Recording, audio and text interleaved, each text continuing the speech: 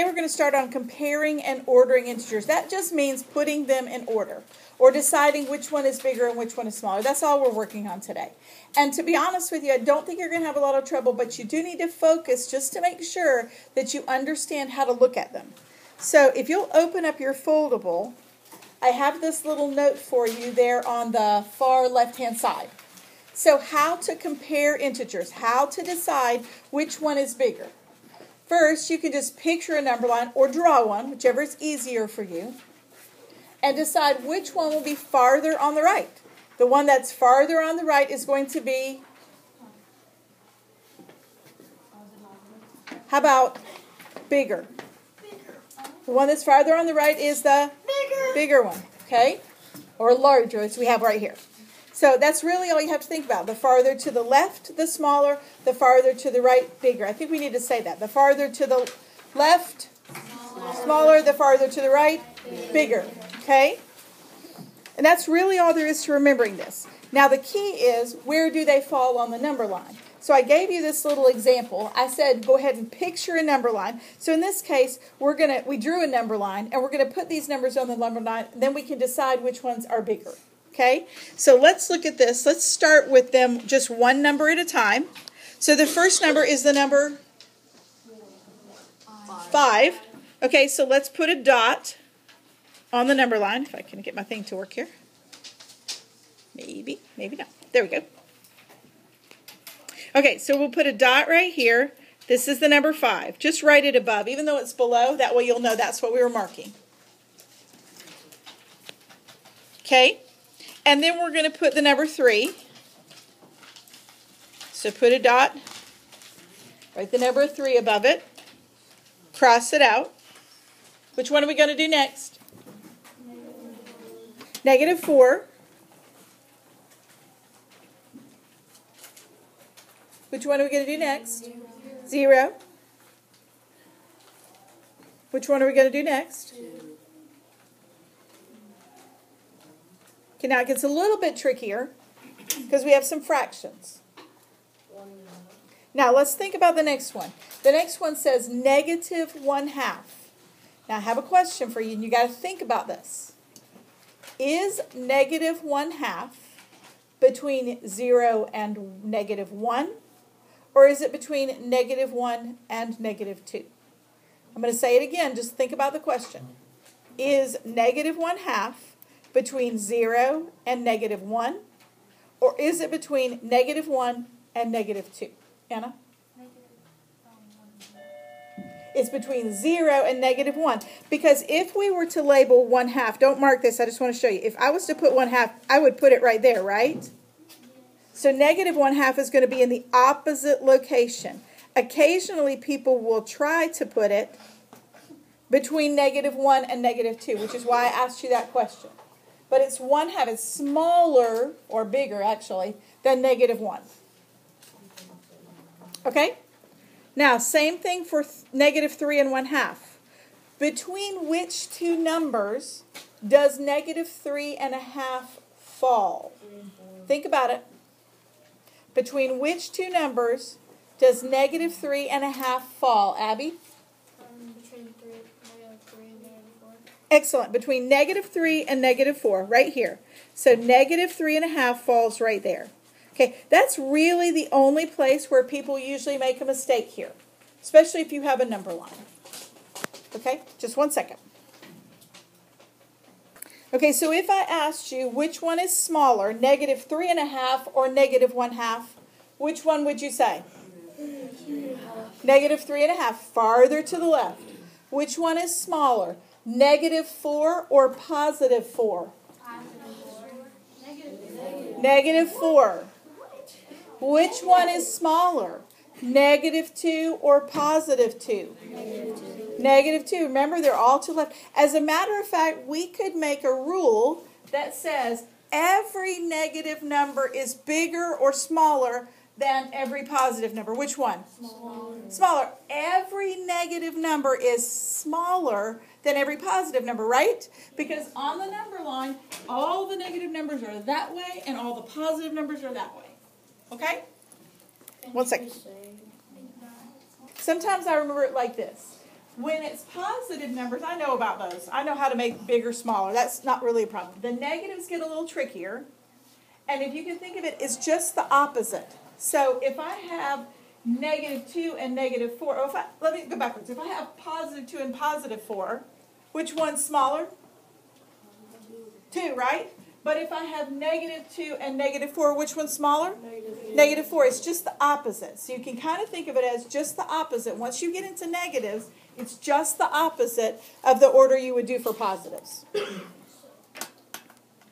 Okay. All right, and then it says, place these numbers in order from least to greatest. So let's start with which set of numbers? Should we start with the negative numbers or the positive numbers? All right, because they're the smallest.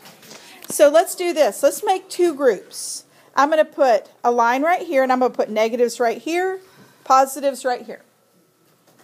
Okay, so let's only look at negatives right now. We're going to think about positives in a minute. Let's only look at negatives. So our negative numbers, I'm just going to circle them real quick. -5, -7, -4, -50. If we picture a number line, which one is farthest to the left? -50. Very good. Okay, cross it out. Which one is the next farthest to the left? The next? And the next. Please write this on your paper. You should be writing these with us. So you have this example on your paper.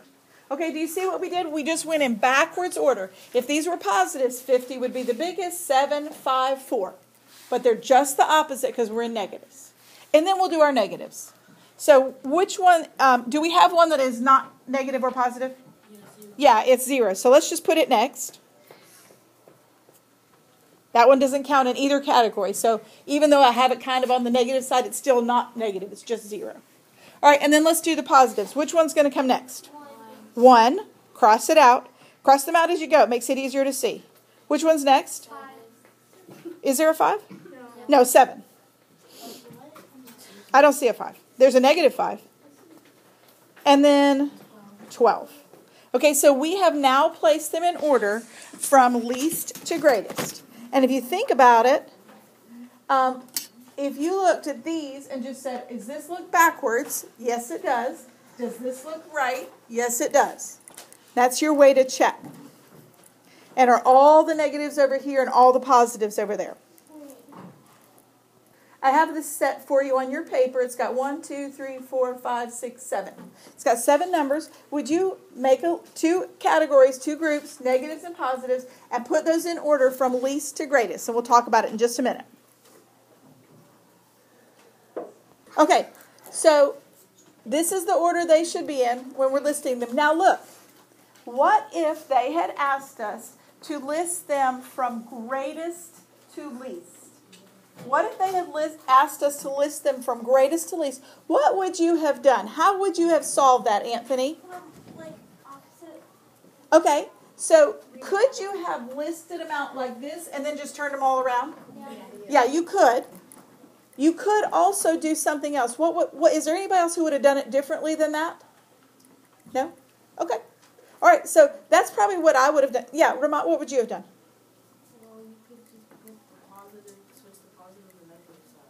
Yeah, and then just work backwards from there. That's also true. Okay? So you can do it a couple of different ways. For me, in my brain, I probably, especially if I was just learning this, I would probably do it like this, and then I would just turn it around. But if you can look at it and say, oh, I just put the positives on one side and the negatives on the others, you can do that also. Both of those ways would give us the correct answer. All right. All right, let's work this together really quick. So, if I was looking at this, if you had given me this list of problems, there's one thing that I would do first. Anybody have any idea one thing that would solve a bunch of these problems without me even really having to think about it? It's something I told you a few minutes ago. Vermont's on it today. Is anybody else on it today? Something I told you a few minutes ago. Every something is something, something, something. All right, Ramon, I'm going to go with you.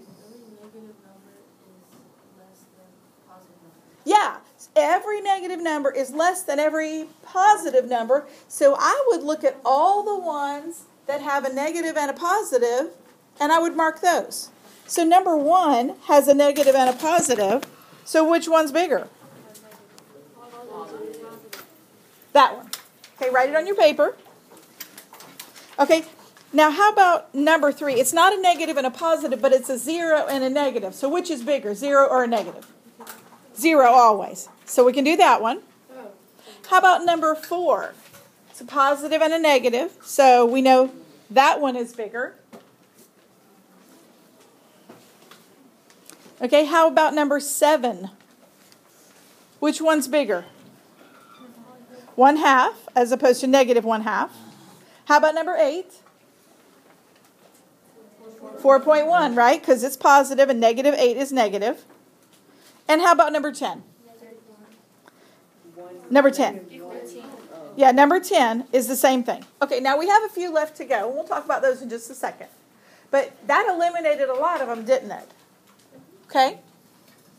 All right, and before we move on, I want to talk about this number 10 really quick. I want you to put a square around it, and I want you to write a word next to it.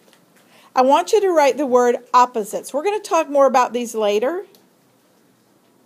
These two numbers are what we call opposites because they are the same distance from 0 on opposite sides.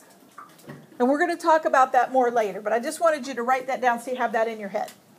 All right, now let's go to number 2. If we're picturing our number line, and let's say we're starting from the middle, which one are we going to come to first, negative 5 or negative 65?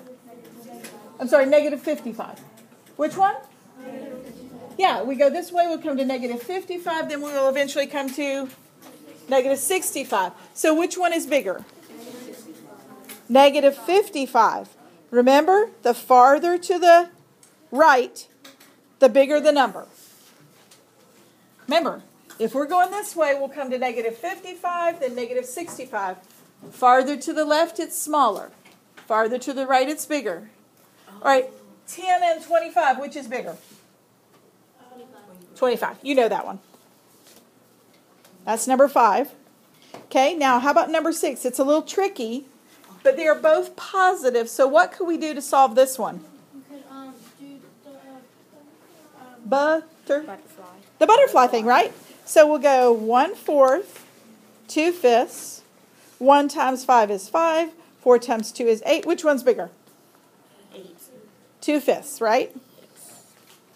Okay. Okay, now, let's think about this one, number 9. So we're going across, we come to, which one will we come to first? Negative 1 or negative 1 2/3? Negative 1's first, because negative 1 2/3 is going to be in here somewhere, right? Okay, so negative 1 is bigger. Okay, do you see the strategies that we use to solve these? There are a lot of different strategies.